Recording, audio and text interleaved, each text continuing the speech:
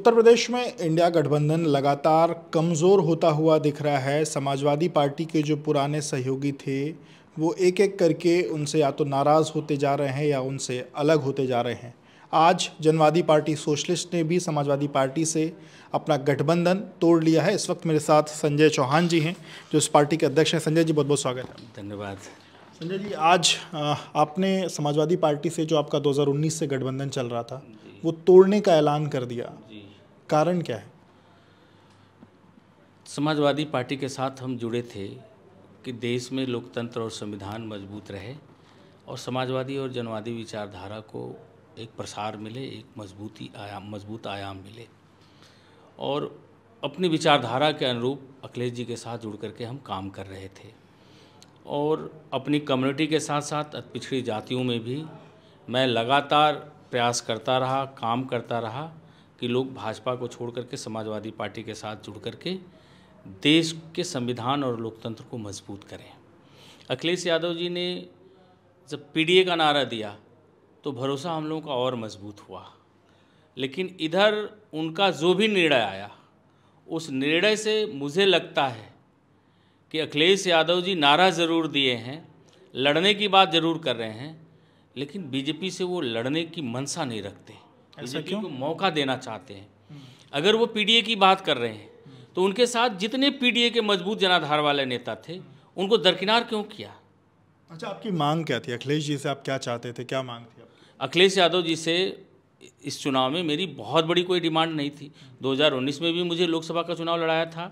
कहाँ से लड़े थे आप? चंदौली से। अच्छा। और 10,000 वोट से मुझे ज़बरदस्ती हराया गया था। घोसी लोकसभा के सहयोग से आप 2019 में चुनाव लड़े थे। घोसी से मैं लंबे दौर से कह रहा था कि मैं घोसी तैयारी कर रहा हूं और घोसी से मैं लोकसभा का चुनाव लड़ूंगा। आश्वासन भी था और मैंने 2 दिन पहले देखा तो उन्होंने राजू जी को कर दिया। तो क्या आपकी इधर बातचीत अखिलेश जी से नहीं हुई थी कि आप घोसी लड़ना चाहते हैं? पूरी तैयारी है इधर? हुई थी। जब भी मिला हूँ, जब भी बात हुई है, बराबर चर्चाएं हुई थी और वो भी लगातार लोगों के बीच मैसेज दे रहे थे कि भाई वहाँ चौहान चुनाव लड़ेगा। अब मेरा टिकट काट करके राजू राय को दे करके उन्होंने तो थाली में परोस करके सीट भाजपा को दे दिया। मतलब अभी आपको लगता है कि वो सीट सपा के हाथ अब नहीं आने वाली, भाजपा वहाँ जीत जाएगी? समाजवादी पार्टी वहाँ बसपा किसी को भी लड़ाएगी तो भी वो तीसरे नंबर पर समाजवादी पार्टी रहेगी। ऐसा क्यों? क्योंकि समाजवादी पार्टी का जो वोट बैंक है और जो समाजवादी पार्टी के लोग जो चाहते थे उनके खिलाफ इन्होंने टिकट दिया है। हमारी कम्युनिटी वहाँ पर 3.5 लाख वोट है। वहाँ पर चौहान अगर साथ में नहीं है तो कैसे आप जीत लोगे?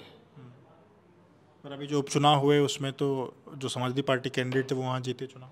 तो क्या चौहानों ने वोट नहीं दिया था समाजवादी पार्टी को? हम लोग दिन रात मेहनत करके 60% चौहानों का वोट दिलवाया दारा चौहान के खिलाफ, फिर तो चुनाव वो जीते।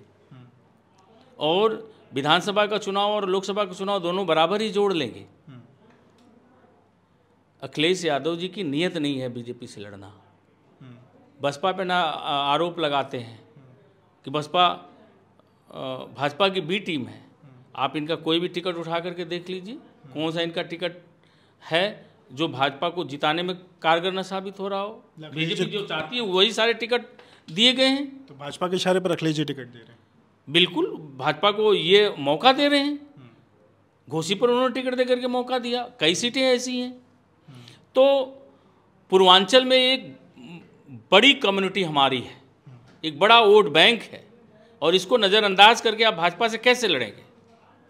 आप पटेल को नज़रअंदाज करके कैसे लड़ेंगे? जो लोडर हैं उन्हें आप टिकट दे रहे हो और जो लीडर हैं उन्हें हटा करके आप कैसे पीडीओ को मजबूत कर लेंगे? अभी फिर निष्कर्ष क्या है? अब तो आपने अपना गठबंधन उनसे तोड़ लिया है, अब आप क्या करेंगे? हमारी पार्टी है और हमारा संगठन है और हम लोग अपने दम पर लोकसभा का चुनाव लड़ेंगे। तो आप कहाँ से लड़ने जा रहे हैं? मैं खुद घोसी से लड़ूंगा। अच्छा। और ये लिस्ट है, मैं आपको भी दे रहा हूँ।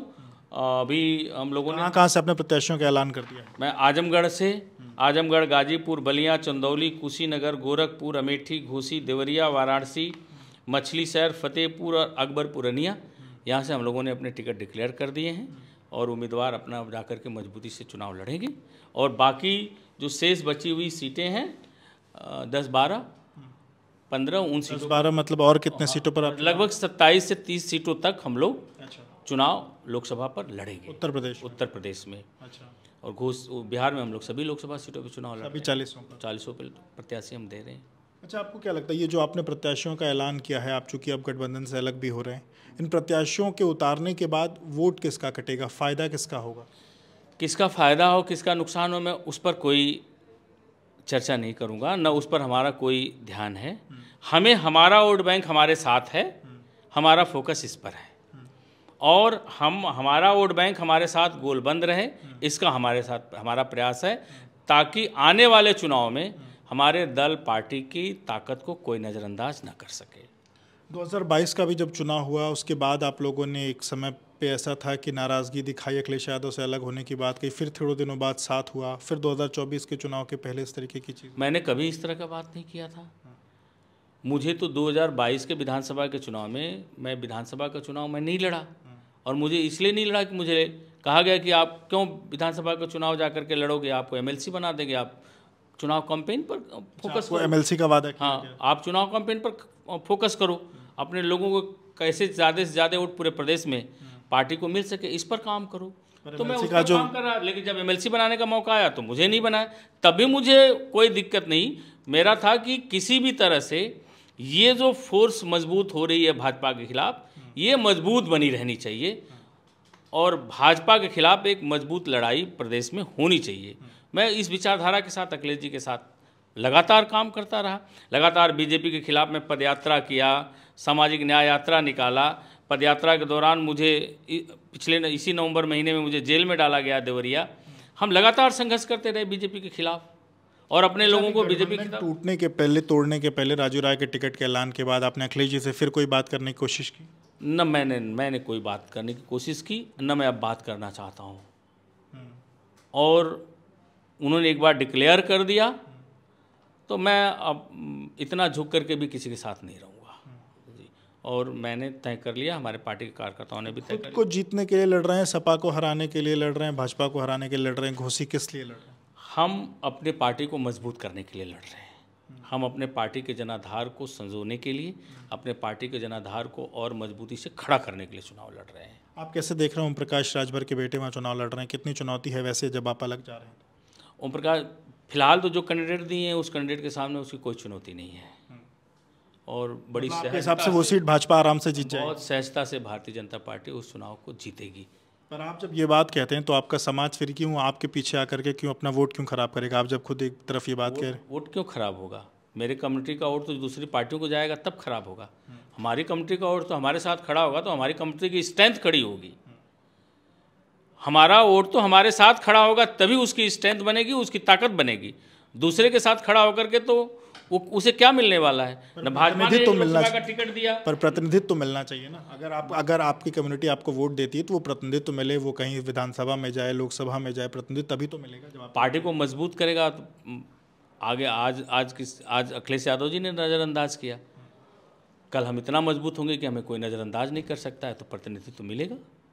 आपको भी लगता है जैसे छोटे दल संजय निषाद को जगह मिली, जैसे ओम प्रकाश राजभर को जगह मिली, अनुप्रिया पटेल को जगह मिली, आपको भी आने वाले दिनों में कहीं जगह मिलेगी?